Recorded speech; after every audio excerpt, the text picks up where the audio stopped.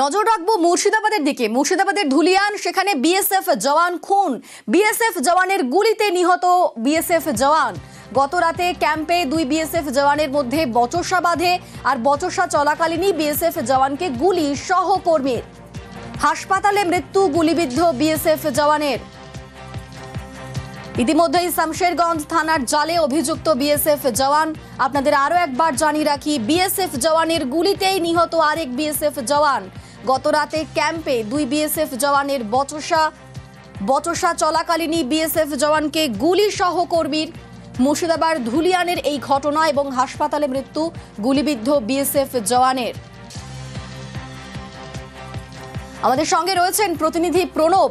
প্রণব, কি এমন ঘটনার সূত্রপাত কি থেকে এবং কি এমন পরিস্থিতি হলো যেখানে গুলি চালালো এক বিএসএফ জওয়ান? দেখো, দুই জওয়ানের মধ্যে বেশ কয়েকদিন ধরে মনোমালিন্য চলছিল। তারপরে কিন্তু গতকাল রাত্রিবেলাতে যখন দুইজনে ফিরে আসে, আবার ঝগড়া শুরু হয়। তারপরেই আর কি তাকে গুলি করে বলে অভিযোগ। এবং প্রথমে থায়ে গুলি লাগে। প্রথমে তোমার শামশেরগঞ্জের অনুপপুর যে ব্লক স্বাস্থ্য কেন্দ্র রয়েছে সেখান থেকে, তারপর জঙ্গিপুর হাসপাতালে নিয়ে এলে কিন্তু ওই বিএসএফ জওয়ান মারা যায়। এবং যে অভিযুক্ত জওয়ান যে শিবম মিশ্রা, তাকে কিন্তু গ্রেফতার করা হয়েছে এবং তাকে জিজ্ঞাসাবাদ করছে কেন কি কারণে ঘটলো। এবং এই শামশেরগঞ্জের অশান্তির ঘটনার কারণে যে বিএসএফ জওয়ান পাহারা দিচ্ছে তারাই কিন্তু এই ব্যাটালিয়ন আর কি সদস্য হচ্ছেন এই মৃত জওয়ান। তার পরিবারকে খবর দেওয়া হয়েছে। মুর্শিদাবাদ মেডিকেল কলেজে কিন্তু তার ময়না তদন্তের জন্য পাঠানো হয়েছে। পুরো ঘটনা তোমার শামশেরগঞ্জ থানার পুলিশও আলাদাভাবে আর কি তদন্ত করছে। বেশ, ধন্যবাদ। ওদের নিজেই হয়েছে। কাদের? বিএসএফ দের। কি গুলি লেগেছে?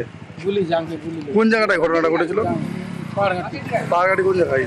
এবার একটু বাঁকুড়ার দিকে নজর রাখতে হচ্ছে। বাঁকুড়ার গ্রামে ভূতের ভয়। 3 বছরে একই পরিবারের 3 জনের মৃত্যু। ভূতের ভয়ে কাঁটা গোটা গ্রাম।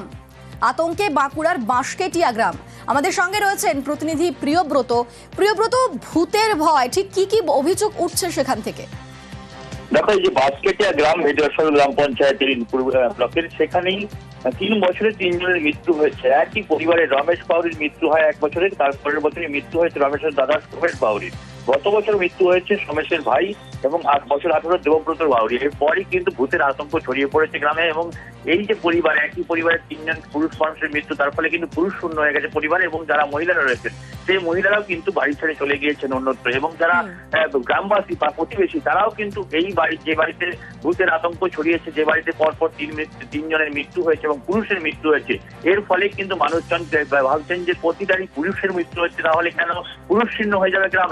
সেই কারণে আতঙ্ক ছড়িয়েছে। প্রতিবেশীর মধ্যে বলছেন যে ওই বাড়িতে কিন্তু রাতের অন্ধকারে টুকটাক আওয়াজ হয়, বিভিন্ন ধরনের ভৌতিক আওয়াজ ঘটে। কিন্তু বিজ্ঞান মঞ্চ সহ ব্লক প্রশাসন এবং থানার পক্ষ থেকেও কিন্তু এই গ্রামে যাওয়া হয়েছে এবং বিভিন্ন প্রচার চালানো হয়েছে, কিন্তু এখনো পর্যন্ত সেই কুসংস্কার কিন্তু ছায়া বসেছে এই গ্রামে আতঙ্ক রয়েছে মানুষজন। বিজ্ঞান মঞ্চ বলছে কোনোভাবে আতঙ্কিত হবেন না, এইসব মৃত্যুগুলো সাধারণত মৃত্যু। এবং এই যে বাড়ির লোকরা চলে গিয়েছে, তারা হয়তো মহিলারা বাড়ির কোনো রকম কাজের জন্য গিয়েছে, পরবর্তীকালে ফিরে আসবেন।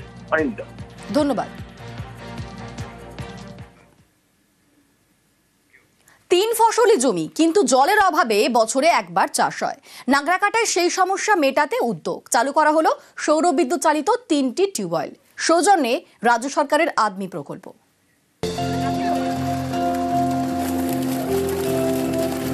জলপাইগুড়ির নাগরাকাটা ব্লকে আংরা ভাষা 2 নম্বর গ্রাম পঞ্চায়েত। রাজ্য সরকারের উদ্যোগে এলাকার ধুমপাড়ায় চালু হলো সৌর বিদ্যুৎ চালিত 3টি টিউবওয়েল। ফলে জলের সমস্যার দিন শেষ। এবার থেকে বছরে 3 বার চাষ করা যাবে। আমাদের রাজ্য সরকার এগুলো আমাদের আংরা ভাষা 2তে টোটালে 20টার মতন এই প্রজেক্টগুলো হয়েছে।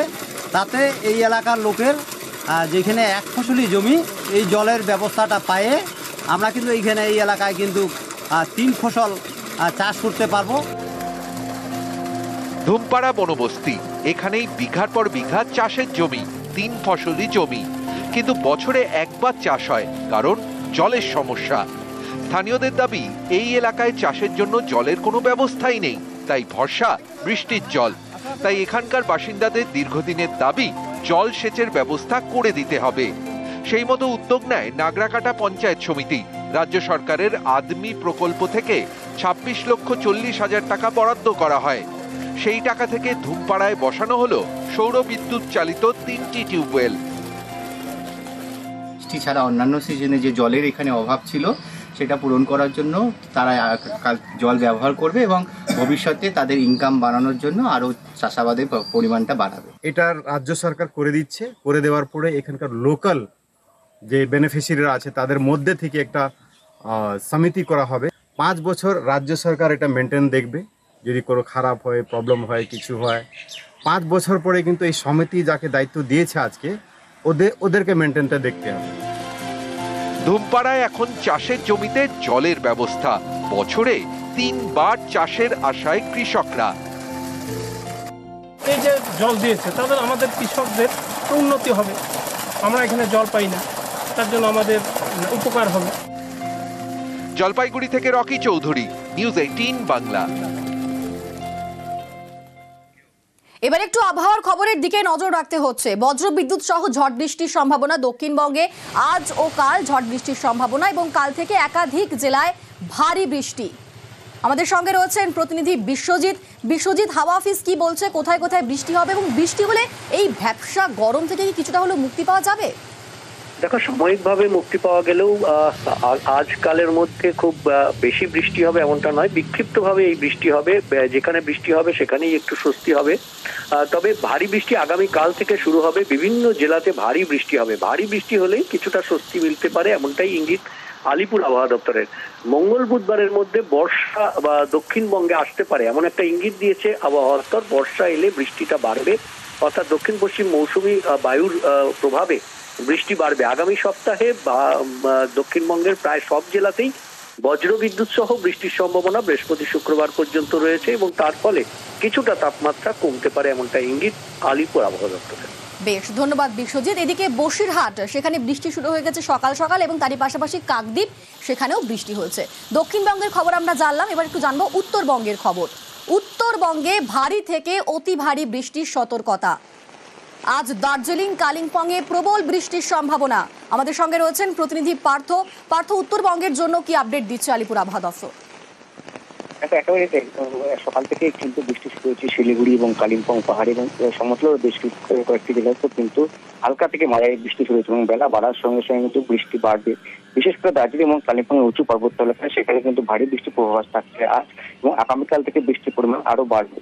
এবং যে গত কয়েকদিন ধরে যে টানা গরম চলছে তার থেকে কিন্তু কিছুটা হলো স্বস্তি মিলল উত্তরবঙ্গে।